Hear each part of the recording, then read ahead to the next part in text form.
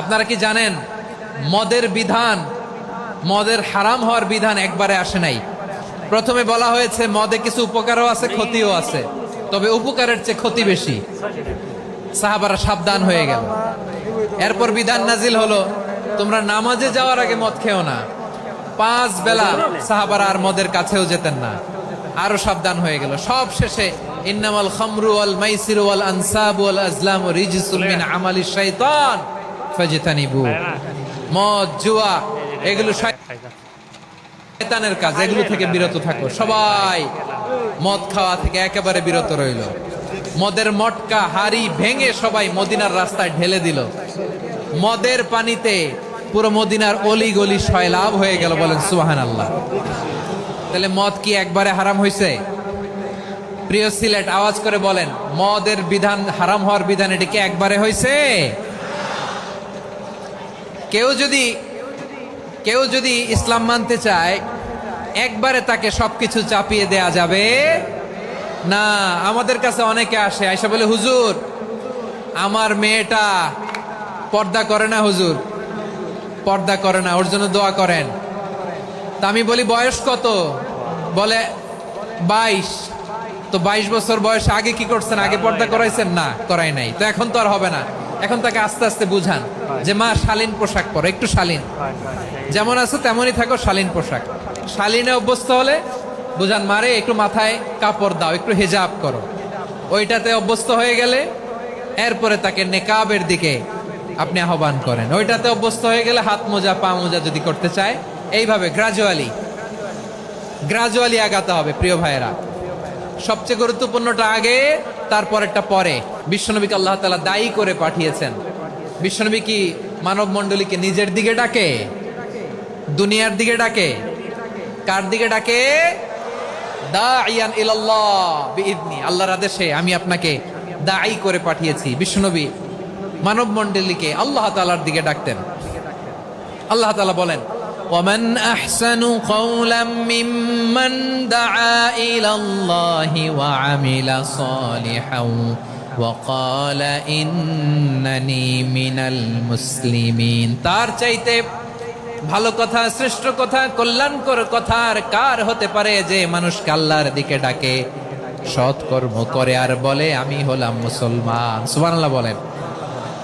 এবং এই যে দাওয়াতি কাজ বিশ্বনবী করবেন, এটার একটা মেথডোলজি আছে। বিশ্বনবী কিভাবে দাওয়াতি কাজ করবেন উম্মার মাঝে, এটাও আল্লাহ তাআলা দাওয়া মেথডোলজি তিনি শিখিয়ে দিলেন। তিনি বললেন, উদউ ইলা সাবিলি রাব্বিকা বিল হিকমাতি ওয়াল মাউইযাতিল হাসানাতি ওয়াজাদিলহুম বিল্লাতী হিয়া আহসান। নবী হে, আপনি মানুষকে আপনার রবের দিকে ডাকুন প্রজ্ঞার সাথে, বিচক্ষণতার সাথে,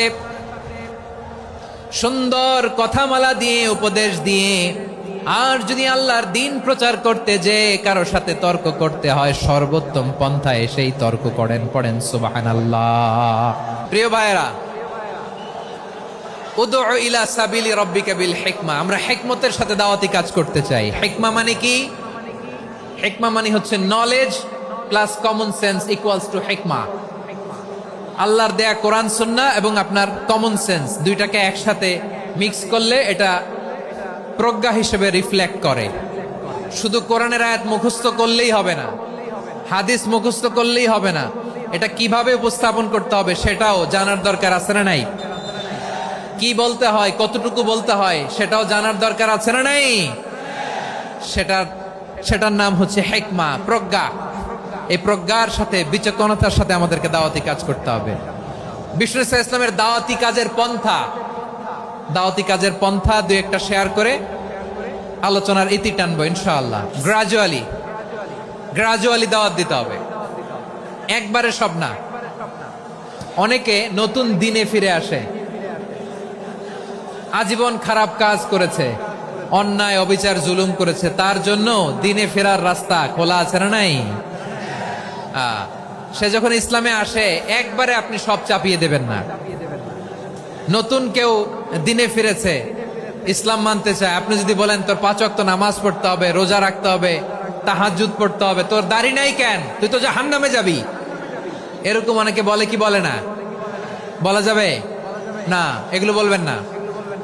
দাওয়াত দিতে হবে গ্রাজুয়ালি, ধীরে ধীরে মানুষকে বোঝাতে হবে। একবারে ইসলামের সব মানুষ মানতে পারে না। আপনারা কি জানেন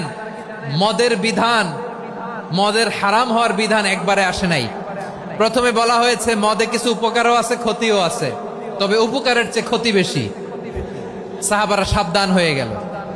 এরপর বিধান নাজিল হলো, তোমরা নামাজে যাওয়ার আগে মদ খেও না। 5 বেলা সাহাবারা আর মদের কাছেও যেতেন না, আরো সাবধান হয়ে গেল। সব শেষে ইন্নামাল খামরু ওয়াল মাইসিরু ওয়াল আনসাবু ওয়াল আজলামু রিজসুম মিন আমালিশ শাইতান ফাজতানিবু। মদ, জুয়া এগুলো শয়তানের কাজ, এগুলো থেকে বিরত থাকো। সবাই মদ খাওয়া থেকে একেবারে বিরত রইল। মদের মটকা হাড়ি ভেঙে সবাই মদিনার রাস্তায় ঢেলে দিল। মদের পানিতে পুরো মদিনার অলি গলি সয়লাভ হয়ে গেল। বলেন সুবহানাল্লাহ। তাহলে মদ কি একবারে হারাম হয়েছে? প্রিয় সিলেট, আওয়াজ করে বলেন, মদের বিধান, হারাম হওয়ার বিধান এটি কি একবারে হয়েছে? কেউ যদি ইসলাম মানতে চায়, একবারে তাকে সবকিছু চাপিয়ে দেয়া যাবে না।